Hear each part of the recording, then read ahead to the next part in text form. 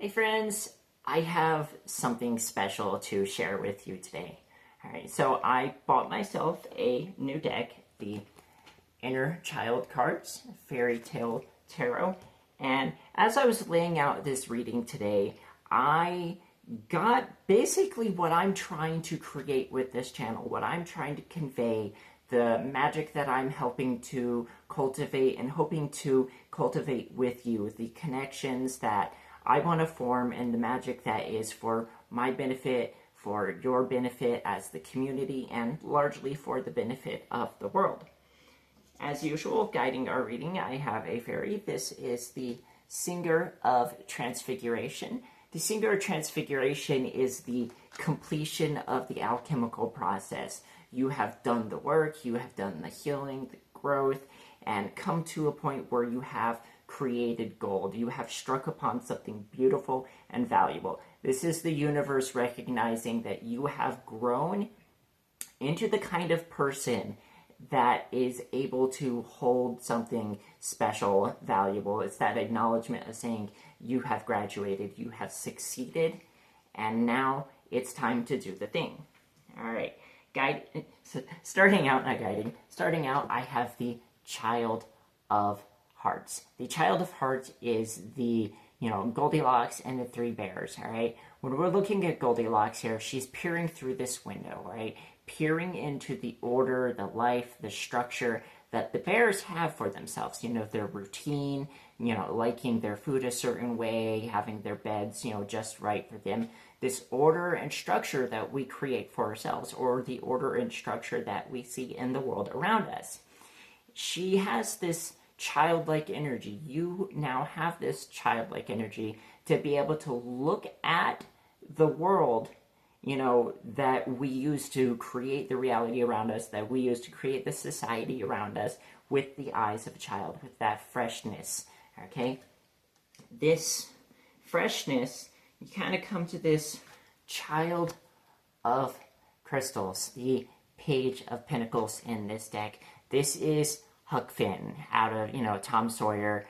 He's sitting on the river, he's fishing, he doesn't want to participate in, like the responsibilities of being mature, being an adult. But what we're getting at here is that you have this tendency, I have this tendency, where there's this recognition of our want to just be, to be free, to be joyful, to not have to, tie ourselves into outdated structures and ways of living and experience that, shaped where we're at right now in the world. Yes, we definitely have certain blessings and, beautiful, wonderful things in our experience, but we also recognize where a lot of the problems that we've caused by being out of touch with this joy, by being out of touch with this inner child. So you're connecting to this inner child because you don't want to be stuck in this old system, right? You want to be free and in this moment, but you're doing this, like I said, by peering into this window, by peering at society, so you kind of recognize where certain things are helpful, you recognize where certain things aren't helpful, and then we come into this wishing upon a star, okay? This, the dreaming energy, the ability for us to kind of have hopes and inspiration and imagination and creativity is a way of looking at the world through joy, a way of looking at the world, in a magical kind of a mindset, right?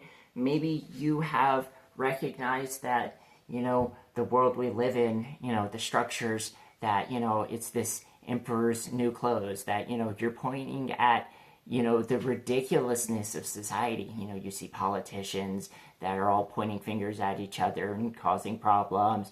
You see the different things going on in the world, but you come into this freedom, this joy, this recognition of what really is what. And from this childlike state, you could just point at the truth and say, hey, look, all this bull that, we've created for ourselves, all this structure, this way of living is just that. It's bull.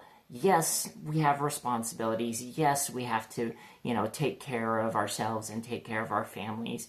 But we realize that the way that we humans have been doing things for a while now really is not in harmony with our own well-being and not in harmony with the well-being of the planet.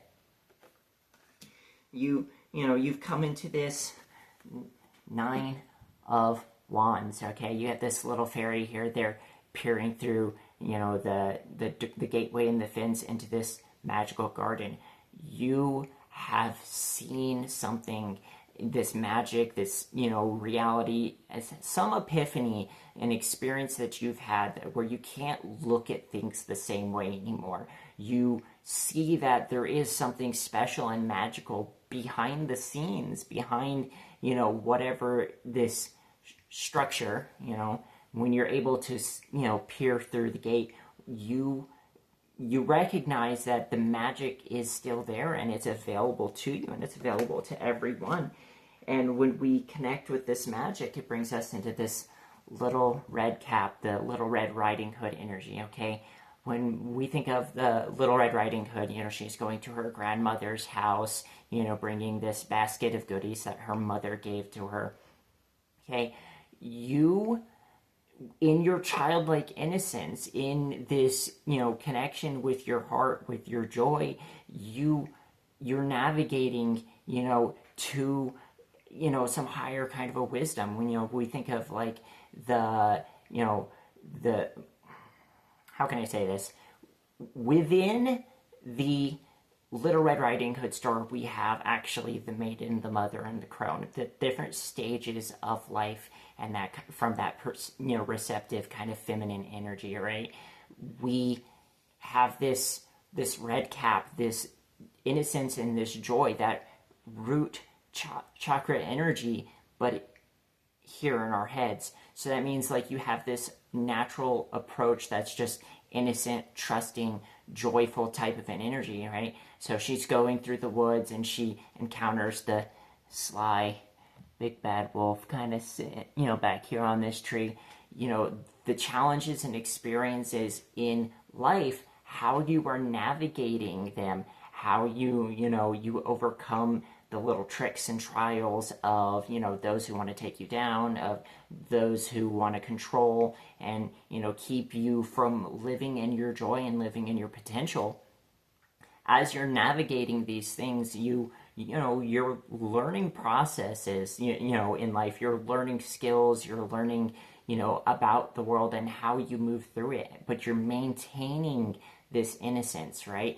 You get to the house, and the wolf has eaten the grandmother, the wolf has eaten the mother, and, ultimately, Red Riding Hood, she has to, come to understand what is really going on behind the trickery, behind the deception, behind, the scenes, so to speak, and ultimately gets help from the lumberjack, to free her mother and grandmother from the big bad wolf's belly when he, cuts the wolf open. So what you're getting at here is the return to this childlike innocence, the return to that inner joy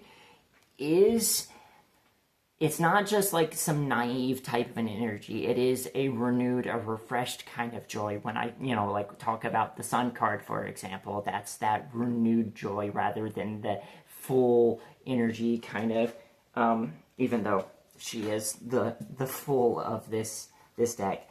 This freedom that you are regaining for yourself is the very thing that you now can use to navigate your life, that you can use to navigate your joy, your experiences. It's kind of like, like you ask your inner child where you want to go, and they say, oh, I want to go to the park, I want to go to the ice cream store, da da da da da, and then you as the adult are the one to drive there. Your inner child is the one who can recognize what's really going on behind the scenes and knows where you want to go. And then you take all the skills and knowledge that you've learned as you've grown and you go, okay, well, I know how to get us there. I know how to drive the car. And then you move forward with that. And this is a kind of empowerment. The Three of Swords, And the Three of Swords in this deck, you have this girl, she's playing on this triangle, right, that's made out of the swords, and her energy, she's just on fire. Her aura is just lit up and ignited. And this kind of makes me think of how I like to try to communicate about the Three of Swords, when you've had all this pain that's been given to you, you've had this negative self-talk that people have said, there's a sword. When you've had, people putting you down and your talents and things squashed, there's another sword, and all these swords are placed in you. But what happens when you come to this healing point and you start removing the swords? Well, you have a sword. Well, in this case here, she's removed all of the swords and she has the power. You have your thoughts, you have your emotions, you have your actions, everything that you can direct about yourself.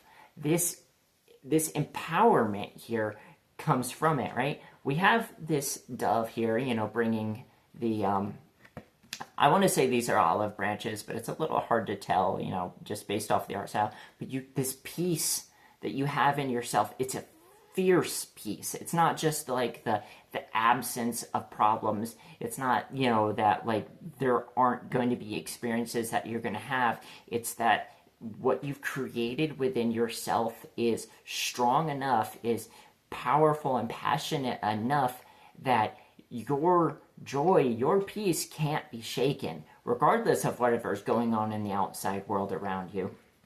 Okay? And now, she's got this, like I said, the three swords here forming this triangle.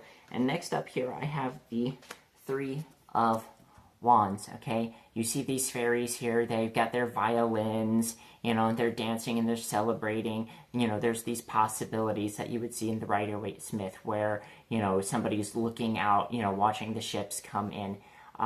But here, each of these fairies brings their own particular style and particular element. You have your music, that triangle, play the heck out of that triangle, and then your friend might have the violin, and your other friend might have the drums.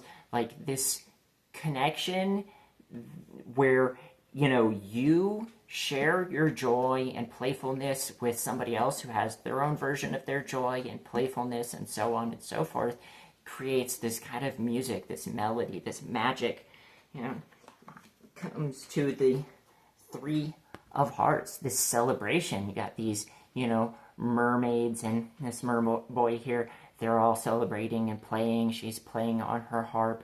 This celebration is actually our natural state. You think about old tribal communities, that they would spend time together, they would have their bonfire, they would have their, their joy, their celebration, their storytelling, whatever, that expression. We humans are naturally supposed to be connected. We're tribal creatures. We are family creatures. So this music, this connection, when you find this joy within yourself, this peace within yourself that comes from the work that you've done, and then you meet with somebody else who's done the work and they have the joy and the peace in themselves, you kind of start to really connect, and it's this snowball type of effect. When we come up to Hansel and Gretel. Hansel and Gretel is the lovers of this deck. The innocent connection, the innocent joy, the guiding each other home, right? You think of Hansel and Gretel, they got like the breadcrumbs along the way, but they relied on each other. They supported each other. They, shared the experience together. They go off and they find, the gingerbread house where the witch lives, and, they think like, oh, this is it. I'm going to be sustained. I have everything. Maybe there have been certain illusions in life that, like you think, like, if I do this, then I'm sustained. If I, work my way up in this company, they're going to be loyal to me and I'm going to have security, or whatever the case being. But, the thing about this gingerbread house is it's junk food. It's not real, sustenance. But we've been supporting each other all along. We've been connecting with each other to provide the real growth, the real sustenance, and sharing that with each other. And what happens when you start to kind of, you're sharing with each other, you come into this Child of Swords, the Pinocchio card, right? You realize you're a real boy or a real girl or whoever you are. You realize the reality and the truth of who you are, that you're not a puppet to be controlled, that you are life, that you are that very embodiment of nature and joy and creativity that is natural to what it means to be a human.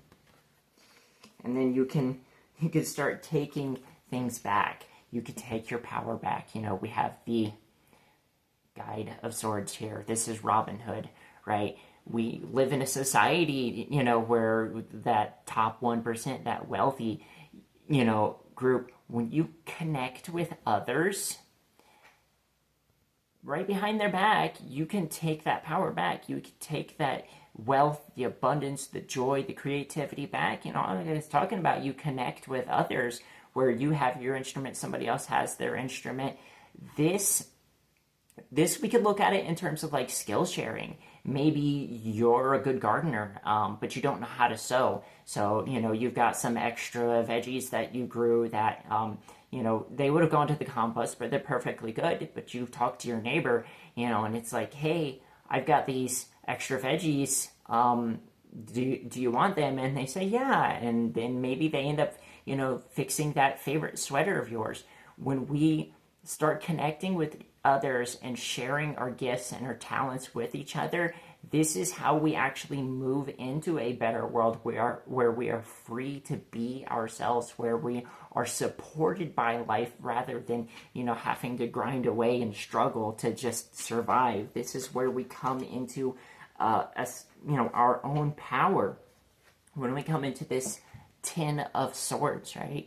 The Ten of Swords being that end of the difficulty, the end of the struggle, right? We don't go from 10 of Swords to 11. We go from 10 to the page and, so forth, right? This knight, this boy here, he has come into his own power. This dragon used to be outside of the circle and was within the circle, but now in the 10, he's the one who's gained the power. When you realize that you have the power to create your reality, when you realize that you have the power to take back your joy, to take back your freedom, your creativity, your expression, and you start sharing with others, this is when all the problems finally can come to a rest, right? It's not going to happen instantly overnight, but you'd be surprised that, the changes that you want to see in the world around you, that the future you want to create that is a more joyful and a safer place to live and a healthier place to live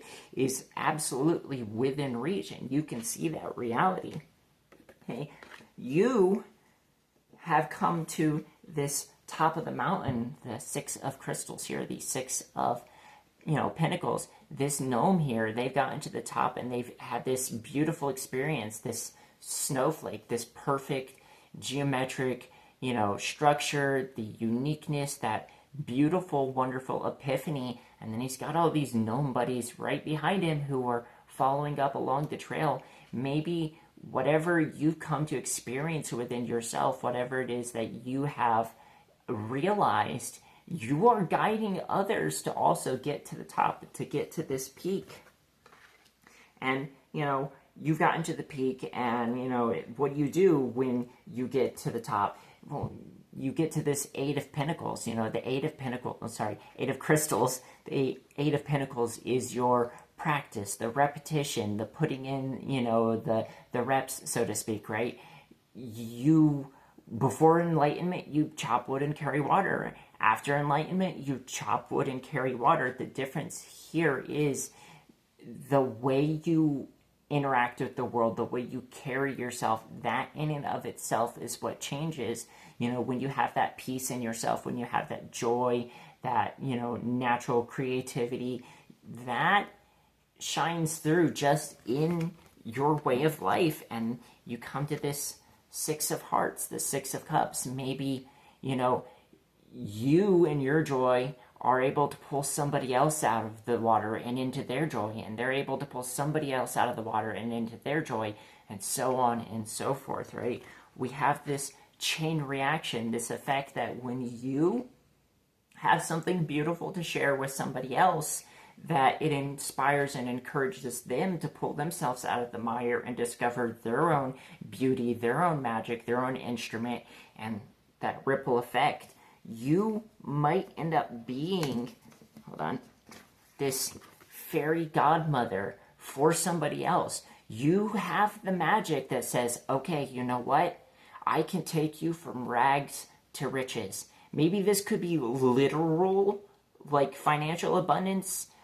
Maybe it could be metaphorical, but you have the ability with the magic that you found within yourself to create some sort of experience for somebody else that can be that life-changing moment.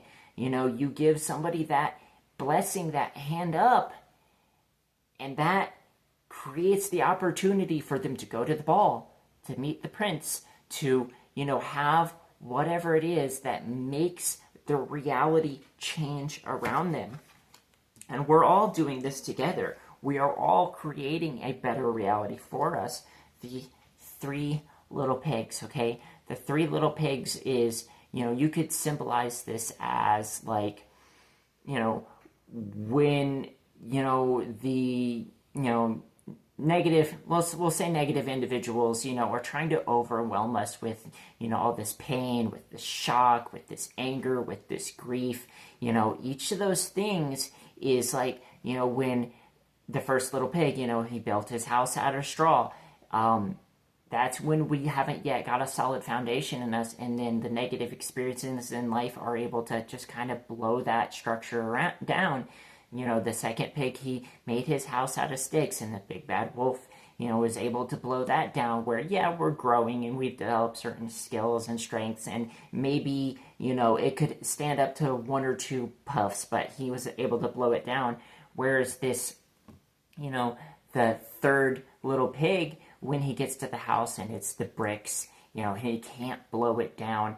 The thing of the matter is, whatever looks like is going negative and going bad out in the world, it will not have the final say. It can't have the final say. Nature has its own creativity and its own solutions. You know, the pigs, they hear the big bad wolf on the roof and they're like, okay, well, let's put a pot of boiling water right under the chimney, you know, and he falls into it and the big bad wolf is defeated. You know, this gift that we have, this blessing that we have, the joy in itself, the, you know, the intuition, the creativity, the connections, the, you know, resources being pulled together and connecting with others is the very thing that's going to ultimately protect us from things going wrong. You know, the things are loud right now in the world because the old way is dying, right? You know, the big bad wolf, he's huffing and he's puffing and he's really trying to tear the structure down. That structure, your stability, your self-knowledge, your connections, your skills. He's trying to dismantle this. But all along, we've had the Guide of Hearts. We've had the Good Witch, you know, from the Wizard of Oz, who has, you know, she only made a little appearance here and there, but she's been guiding the whole thing all along. She pointed down the trail, follow the yellow brick road. Ultimately, the purpose of this guidance, the purpose of the direction we're moving in the path is to ignite all of us as a collective, this Eight of Wands. Each of these fairies here gathered around this bonfire, gathered around this collective storytelling and joy and celebration and dance and music, you know, all igniting their own magic and power together. And you see a lot of this in the spiritual community now. You know, if you go look up tarot YouTube channels, there's tons. And everybody seems to be connecting into a certain kind of collective energy to help kind of really move things forward, to really create some sort of a better reality for ourselves. And then this final card, the Child of Wands. So I actually bookmarked the description of this card in the book, which I want to read to you because I feel like it really beautifully and perfectly sums up the culmination, the whole entire point of all of this. All men have the stars, but they are not the same thing for different people. For some who are travelers, the stars are guides. For others, they are no more than little lights in the sky. For others who are scholars, they are problems. For my businessmen, they are wealth. But all the stars are silent. You alone, will have the stars as no one else has them. In one of the stars I shall be living, and one of them I shall be laughing. And so it will be as if all the stars were laughing when you look at the night sky. You, only you, will have the stars that can laugh. Joy and freedom is your birthright, right, friend? Let's grow together. Let's connect together. All right. If you found this reading as beautiful and wonderful and hopeful as I did, I would absolutely love it if you would leave a like for me. Drop a comment in the comment section. If you don't know what to comment, you can leave a sunflower emoji. Sunflower is a spirit guide of mine that'll let you know that you see me. If you're not subscribed to my channel already, I would absolutely love it if you would subscribe. Head into my channel, find a video that resonates with you, or you can go into my community section. I've got a post that you can ask me a question and I'll make a video for. Oh, and just one last thing. If you're subscribed or if you're subscribing, hit that bell icon and click on all. The YouTube algorithm doesn't guarantee you're going to see videos anymore just because you're subscribed. All right, friend. I will see you in the next one.